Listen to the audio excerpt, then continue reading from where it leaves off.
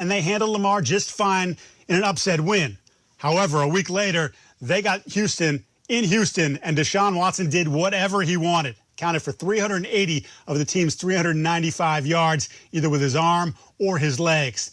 Now this week, the challenge for the Patriots, stopping Kyler Murray. Good luck with that, because not too many teams have been successful. Murray comes in with a shoulder injury, but expected to play. And Jason McCourty said, look, he is just killing teams with the way he moves in that pocket, because obviously he can make every throw. You've seen that time and time again with Kyler Murray. But then there's that question. He moves around in the pocket. Is he going to run? Is he going to take off? He's already had 8 games this year where he's rushed for at least 1 touchdown. The Patriots defensive backs, if they peel off, then Kyler can drop it over their head. If you stay back, then Kyler can tuck and run and kill you that way as well. Difficult challenge for the Patriots, and they better have a much better plan than they did against Deshaun Watson.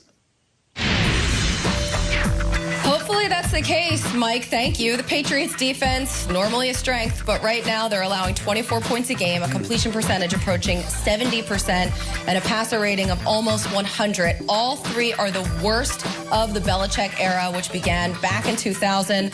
And as Mike Giardi alluded to, it's going to be tough to improve those numbers against Kyler Murray. All right, time for something that we're calling trust or bust. At 6-4, the Cardinals, one of many teams that has shown flashes, but also has some weaknesses. All of these, there's so many teams out there that have some major flaws. So you have the Packers, the Browns, the Seahawks. They all have great records, but they also have some issues. So we're going to run through some playoff contenders here, tell you who's trust and who could be a bust at this point. So I'm going to start us off here, and I'm going to go with the Cardinals. And listen, I trust the Cardinals, so everybody calm down. I'm not saying they're a bust, but I am saying I'm a little worried that there is an increased bust potential over maybe the next 2 weeks here. Now, I'm concerned about that defensive line because they never really got over the loss of Chandler Jones. Now they added Corey Peters and Jordan Phillips there to IR. And they have 2 teams coming up that are really good rushing offenses. You have the Patriots and the Rams, both top 10 running teams. So I'm wondering if some of these teams are going to maybe try, I don't know if they have the personnel to do it, but try to follow the Seahawks blueprint and how the Seahawks beat the Cardinals, running the ball, taking some shots at Kyler Murray. We're told that Kyler Murray's shoulder isn't going to be a problem going forward, had the sprained AC joint in his shoulder. We'll see if that's the case, but for now, they are for sure a trust, Jeezy. That was a trust? That's how you describe. Coming, you've got trust issues. I'll put it to you that way, okay? I do. That wasn't a trust. Should we talk about that more? Explanation to me. I'm going to do the Dolphins here, and I'm looking at a 6-4 team with the Jets and Bengals coming up here in the next 2 weeks, and I would describe both of those games as winnable.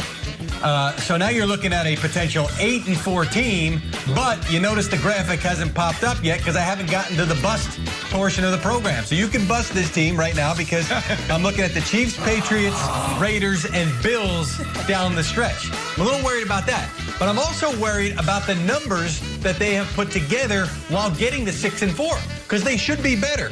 240 yards per game since week 8. That is the last in the NFL, and they were only 22nd in the NFL in yards per game with Ryan Fitzpatrick at quarterback. And then this is the big one, minus 720 total yards this season is the 3rd worst number in the NFL. Only the Jets and Jaguars worse than that right now. So this is a team that's got a little bit of fluff in its record right now, I think. And good for them. This was not the year that they were supposed to be arriving. So good for them to be even in this conversation. They take the ball away. That's allowed them to stay in games and win games, but I'm busting the Dolphins right now.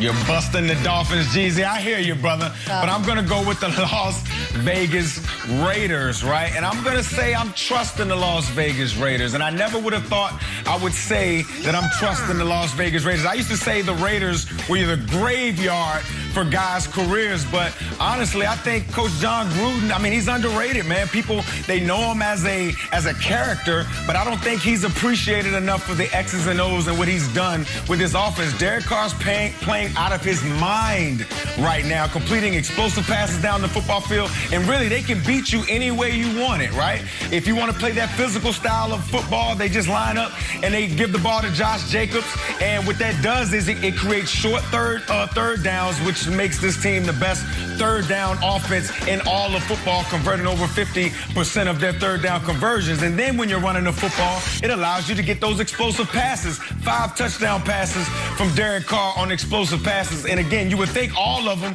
would have went to Henry Ruggs. That's the speed of this team. No, all of those touchdowns went to Nelson Aguilar. So I like what I'm seeing with the Las Vegas Raiders. Hopefully they can keep this up as the playoffs approach. Yeah, Darren Waller has been unbelievable. Well, look, I'm going to turn this into the trust tree, which means that's going to make Mikey G the outlier, which is nothing new for him. But I'm going to go trust right now with the LA Rams. And, sure, I mean, it's probably just because it's your typical, outside zone run game, outside zone play action, outside zone screen game. It's the offense putting up points. Maybe that's why I'm doing that in the trust tree. What if it's not? What if it's something that we've never seen before? What if it's something really cool that we didn't even know existed, like an unbelievable defense for this LA Rams team? Brandon Staley's been phenomenal. This defense has slammed the door on the running game week in and week out. They're creating all kinds of turnovers. They're not giving up the big play. This Rams defense has come to life, and they are the reason why I'm trusting the Rams to go on and win the division. So we're all in the trust tree except for Garofalo. My trust tree is a little different maybe than your trust tree, everybody. But listen, I need to protect myself. I don't want to get hurt again. That's just how I roll, all right? So Coach Brian Flores is handling the situation with the quarterbacks. Yeah, Mikey, I think when you look at what Flores has done in that locker room, the players all respect him, they all love him, and they know it's all about production, and they also know that this is Tua's team. You mentioned the Giants situation, so I'll take you under the hood. Since we're in the shop right now, let's take a look at the engine and what went on behind the scenes. Look, in 2004, Eli Manning was a rookie. Kurt Warner was our starter. We were 5-4. We benched Kurt Warner. Eli came in. We lost 6 straight games. But I'll never forget a game down in Baltimore. All right, we're seeing some highlights right here. Eli was rattled. Their defense was messing with us. Ray Lewis was standing next to Ed Reed when he was trying to make the mic call, and it was a complete disaster. I mean, you know what was running down his leg, and it was just a total meltdown. They pulled Eli during the game. Kurt Warner comes in. We roll right down the field, score a touchdown. So there are times when young quarterbacks just can't seem to find the right tool, all right? They can't figure out, is it a 3/8 wrench? Is it a monkey wrench? What am I doing under this hood? They're just having a mental meltdown, and sometimes you got to just bring the veteran guy in and just let him go and sling the rock. Mike, you know what it's like sometimes as a quarterback. You're just not seeing things the way that you should. Sometimes it's better to sit on the sideline, regroup. There is no controversy. It's to his team, but Fitzpatrick can come in and save the day if you need to.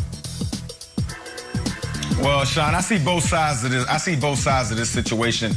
On one hand, why did you make the quarterback switch in the first place? You made it because obviously the future is with Tua. Obviously, he's your guy going forward. So you put him in there so he can go through these moments. Yes, it's adversity, but it's learning. You see what I'm saying? And that's why you make the switch. If you didn't want him to learn through the adversity, then you should have stuck with Ryan Fitzpatrick. So I do understand that dynamic. But also, this team is in a playoff contention. They could possibly win the AFC East, even though I don't think they will. I think the Buffalo Bills will. But they're in the middle of trying to get into the playoffs. So Coach Brian Flores, he has a duty to the guys in that locker room, right? To play the best quarterback. Sean, like you said, if your rookie quarterback is sweating and can't figure out the defenses and can't get the ball down the football field, you have a duty to every guy in that locker room, Coach Flores, to make sure that you're competing and putting the best quarterback out there. So I understand exactly what Coach Brian Flores is doing, but it's definitely a difficult situation. I appreciate you, Sean. We're going to send it back on over to Colleen. You know, that's an interesting segue to our tease here for what's coming up, because the Carson conundrum continues in Philly, talking about quarterbacks here, but he's far from the only one to blame. We'll show you why. And film, it don't lie. I mean, we've said this so